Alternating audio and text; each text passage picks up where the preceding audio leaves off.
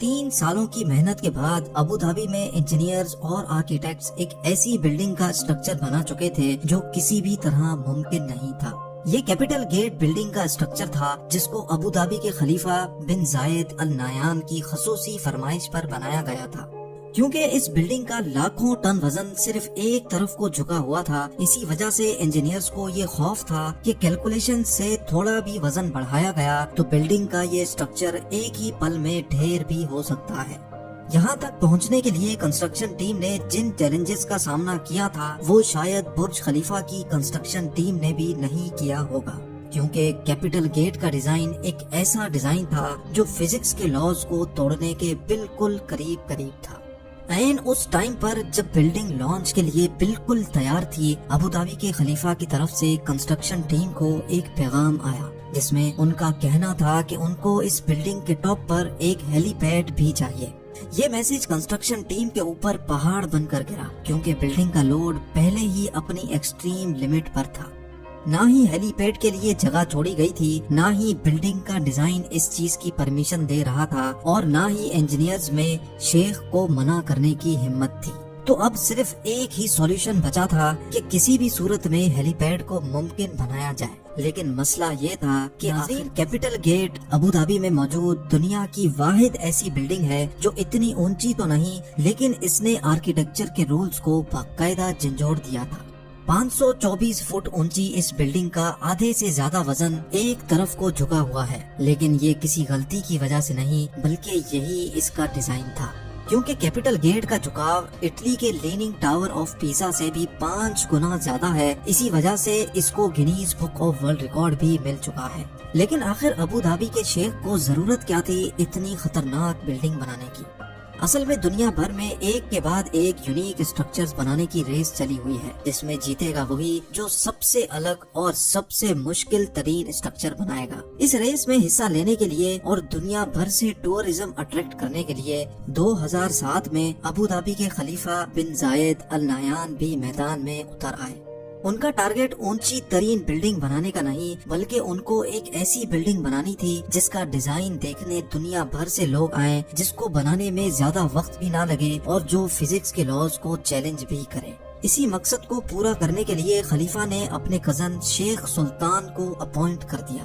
یہ ٹاسک ملتے ہی شیخ سلطان نے لندن کی ٹاپ آرکیٹیکچر فرم RMJM سے رابطہ کیا، اور یہی اس بلڈنگ کو بنانے کا سب سے پہلا عمل تھا۔ کیسے انجینئرز اور ورکرز نے اس خطرناک چیلنج کو انجام تک پہنچایا، کیسے اس بلڈنگ کو ٹھیک 18 ڈگریز پہ ٹلٹ کیا گیا، اور کیسے لاکھوں ٹن وزنی اس جھکاو کو گرنے سے بچایا گیا، یہ سب آپ جان سکیں گے آج کی اس ویڈیو میں۔ Challenge number 1، London based architecture firm کو جب یہ ٹاسک دیا گیا تو یہی ان کا سب سے بڑا چیلنج تھا۔ ان کو ایک ایسا ڈیزائن بنانا تھا جو ان کے ہی بنائے گئے آرکیٹیکچر رولز کے خلاف ہو۔ آرکیٹیکچر فرم کے کئی ڈیزائنز پہلے تو ریجیکٹ کیے گئے، لیکن پھر اس ڈیزائن کو بنانے کے لیے انہوں نے ابو دھابی کے ریگستان میں موجود خوبصورت ریت کے ٹیلوں اور سمندری لہروں سے انسپائریشن لی، اور اب باری تھی قدرت کے اس خوبصورت جوڑ کو شکل دینے کی۔ کانسیپٹ آرکیٹیکٹ نیل وینڈروین نے دن رات ایک کر کے ایسا ڈیزائن پیش کیا جس کو سمندری لہر کی شیپ دی گئی اور جس کا باٹم ریت کے ٹیلوں جیسا تھا، اور تو اور ہر اینگل سے دیکھنے پر بلڈنگ کا ویو بالکل چینج ہو جاتا ہے۔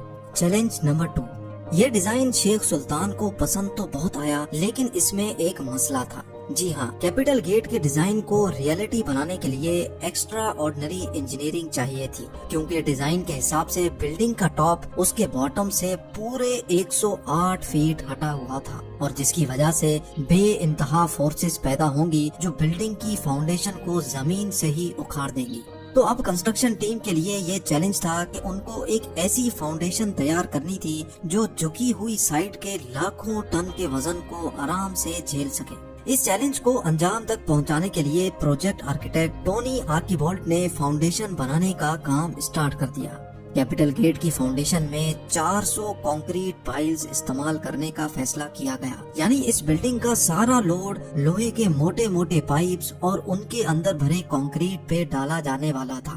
لیکن یہ کوئی عام فاؤنڈیشن نہیں تھی۔ جس سائٹ پر بلڈنگ جھکے گی اس کے نیچے فاؤنڈیشن پر 200 پائلز لگائے گئے، جبکہ دوسری سائڈ والے پائلز کی لینتھ زیادہ رکھی گئی، جن کو زمین کے اندر ہی موجود بڑے بڑے پتھروں میں ڈرل کر کے اندر گھسایا گیا۔ انجینئرز کا خیال تھا کہ اس طریقے سے فاؤنڈیشن کا لوڈ پوری طرح سے ڈسٹریبیوٹ ہو جائے گا۔ یہ تو تھا فاؤنڈیشن بنانے کا صرف plan. Challenge number 3، capital gate کا ڈیزائن بھی تیار تھا اور اب انجینئرز نے لیننگ ٹاور کا لوڈ ڈسٹریبیوٹ کرنے کے لیے ایک ایکسٹرا آرڈنری فاؤنڈیشن کا پلان بھی تیار کر لیا تھا۔ اب ٹائم تھا فاؤنڈیشن کا کام سٹارٹ کرنے کا۔ اس فاؤنڈیشن کے لیے بہت بڑے لیول پہ کھدائی کی ضرورت تھی اور تقریباً 9600 ٹن مٹی زمین سے نکالنی تھی۔ یعنی صرف فاؤنڈیشن ڈالنے کے لیے زمین سے نکلنے والی مٹی کا وزن ہی 1600 ہاتھیوں کے وزن کے برابر ہونا تھا۔ اس کام کو انجام دینے کے لیے 8 مہینوں کا وقت ریکوائرڈ تھا، لیکن اچانک ایک اور مسئلہ آ کھڑا ہوا۔ جی ہاں، اس موقع پر شیخ سلطان نے اس بلڈنگ کی ڈیڈ لائن جاری کر دی تھی، کیونکہ ٹھیک 2 سالوں کے بعد ابو ظبی میں فیوچر انرجی سمٹ ہونا تھا۔ اسی وجہ سے خلیفہ چاہتے تھے کہ اس انرجی سمٹ سے پہلے ہی بلڈنگ کمپلیٹ ہو جائے۔ یعنی اب انجینئرز کے پاس صرف 24 مہینوں کا وقت تھا، جس میں ان کو فاؤنڈیشن بھی ڈالنی تھی، بلڈنگ بھی کھڑی کرنی تھی اور انٹیریئر کا کام بھی کمپلیٹ کرنا تھا۔ یہ چیلنج ملتے ہی کنسٹرکشن کی پوری ٹیم میں ایک افراتفری سی مچ گئی تھی، جس کی وجہ سے ان کو پورا کنسٹرکشن ٹائم فریم ہی چینج کرنا پڑا۔ یعنی جس فاؤنڈیشن پہ 8 مہینوں کا وقت ریکوائرڈ تھا، اس کو دن رات ایک کر کے صرف 3 مہینوں میں ہی کمپلیٹ کر لیا گیا، کیونکہ اس کے علاوہ اور کوئی آپشن بھی نہیں تھا۔ چیلنج نمبر 4، جیسے ہی فاؤنڈیشن پوری طرح سے سوکھ گئی، کنسٹرکشن ٹیم ایک بار پھر سے میدان میں اتر آئی۔ اب ان کا چیلنج تھا ٹاور کی کنسٹرکشن اسٹارٹ کرنے کا، لیکن یہاں ان کو ایک اور چیلنج کا سامنا کرنا پڑا۔ نارمل اسکائی اسکریپرز ایک سالڈ کور کے گرد بنے ہوتے ہیں جو بالکل سیدھا اوپر تک جاتا ہے، لیکن کیپٹل گیٹ کے کیس میں اگر ایسا ہی کور بنایا گیا تو جھکاؤ کی وجہ سے کور ایک طرف کو مڑ بھی سکتا ہے، جس کے انتہائی خوفناک نتائج بھی ہو سکتے ہیں۔ اس مسئلے سے نمٹنے کے لیے انجینئرز کو روایتی سوچ سے ہٹ کر کام کرنا تھا، جس کے لیے یہ پلان کیا گیا کہ کیپٹل گیٹ کا کور سیدھا نہیں بلکہ کروڈ بنایا جائے گا اور کور مکمل ہونے کے بعد بلڈنگ کا بقایا حصہ اس کے ارد گرد فٹ کیا جائے گا۔ لہٰذا اب کروڈ کور کا کام جلد از جلد اسٹارٹ کرنا تھا تاکہ ڈیڈ لائن سے پہلے ہی کام ختم ہو سکے۔ چیلنج نمبر 5، اس خاص قسم کے کور کو بنانے کے لیے حیرت انگیز طور پہ 2 کروڑ 15 لاکھ کے جی کا اسٹیل اور 3 کروڑ 60 لاکھ کے جی کا سیمنٹ کنکریٹ استعمال ہونا تھا۔ لیکن اب یہاں ایک اور مسئلے نے جنم لیا۔ ابو ظبی کی کڑکتی گرمی میں دن کے ٹائم پر پارا 50 ڈگری سینٹی گریڈ تک پہنچ جاتا ہے۔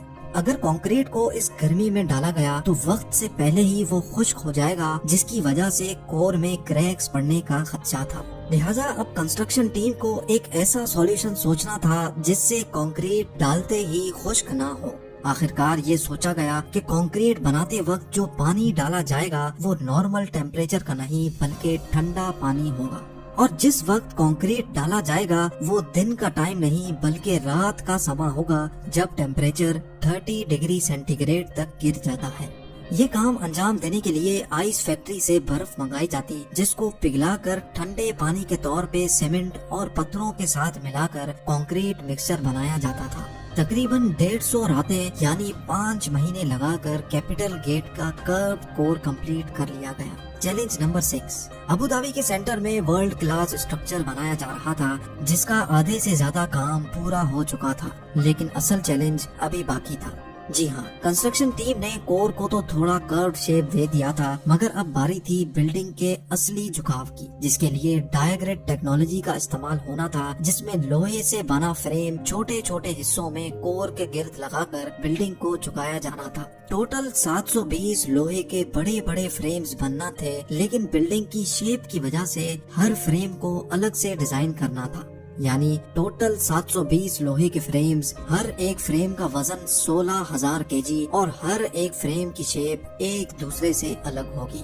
یہ کام انجام دینے کے لیے شارجہ کی ایک اسٹیل مینوفیکچرنگ کمپنی کو ٹاسک دیا گیا، کیونکہ ہر فریم کی شیپ ایک دوسرے سے الگ تھی۔ اسی وجہ سے پورے 720 فریمز کمپلیٹ کرنے میں ان کو 5 مہینوں کا وقت لگ گیا۔ چیلنج نمبر 7، آخرکار ورکرز کی انتھک محنت کے نتیجے میں کیپٹل گیٹ کا ڈائیگریڈ بھی کمپلیٹ ہو گیا اور ساتھ ساتھ ونڈو پینلز لگنے کا کام بھی چلتا رہا۔ اب بلڈنگ میں صرف چھوٹے موٹے کام ہی باقی تھے جو شیخ سلطان کی دی گئی ڈیڈ لائن سے پہلے ہی کمپلیٹ ہو جانے تھے۔ بلڈنگ اب ہینڈ اوور کے بالکل قریب ہی تھی کہ اچانک ابو دھابی کے خلیفہ کے آفس سے ایک میسج آیا جس میں انہوں نے کیپٹل گیٹ کے ٹاپ پر ایک ہیلی پیڈ کی فرمائش کر دی۔ یہ میسج کنسٹرکشن ٹیم کے اوپر پہاڑ بن کر گرا کیونکہ فاؤنڈیشن سے لے کر ڈائیگریڈ تک سب کچھ کمپلیٹ ہو چکا تھا اور کیپٹل گیٹ کا سارا لوڈ پہلے سے کیلکولیٹڈ تھا، یعنی ڈیزائن بناتے وقت ہیلی پیڈ اور ہیلی کاپٹر کا وزن شامل نہیں کیا گیا تھا۔ یہ مسئلہ کیپٹل گیٹ کی کنسٹرکشن کے دوران کھڑا ہونے والا سب سے بڑا مسئلہ ثابت ہوا، لہٰذا اب فنیشنگ کا کام روک کر ایک بار پھر سے ساری اسٹرکچرل کیلکولیشنز دوبارہ کی گئی۔ کیلکولیشنز کے بعد یہ نتیجہ نکالا گیا کہ اسٹرکچر ہیلی پیڈ کا وزن تو برداشت کر لے گا، لیکن اسٹرکچر کا ڈیزائن کچھ ایسا ہے کہ تیز ہوا کے موسم میں ہیلی کاپٹر بلڈنگ پر لینڈنگ کے دوران کریش بھی کر سکتا ہے۔ لیکن اب کسی بھی صورت میں یہ ہیلی پیڈ بنانا تھا کیونکہ اب یہ شیخ کی فرمائش تھی۔ اسی مقصد کے لیے لندن میں کیپٹل گیٹ کے ماڈل کو ونڈ ٹنل ٹیسٹ کیا گیا جس میں یہ بات ثابت ہو گئی کہ تیز ہوا میں بلڈنگ پر ہیلی کاپٹر کی لینڈنگ خطرے سے خالی نہیں ہوگی۔ ونڈ انجینئر لیگٹن اوریلیس نے یہ سجیشن دی کہ اگر ہیلی پیڈ کے ڈیزائن میں چینجز کی جائیں اور ہیلی پیڈ کی اونچائی کو 2 میٹر کم کیا جائے تو یہ مسئلہ کافی حد تک کم ہو سکتا ہے۔ ماڈل میں ہیلی پیڈ کا ڈیزائن چینج کیا گیا تو حیرت انگیز طور پہ ونڈ انجینئر کی سجیشن سچ ثابت ہوئی۔ یہ خبر ملتے ہی کیپٹل گیٹ پہ ہیلی پیڈ کی کنسٹرکشن اسٹارٹ کر دی گئی اور بلڈنگ کو وقت سے پہلے ہی شیخ سلطان کے ہینڈ اوور کر دیا گیا۔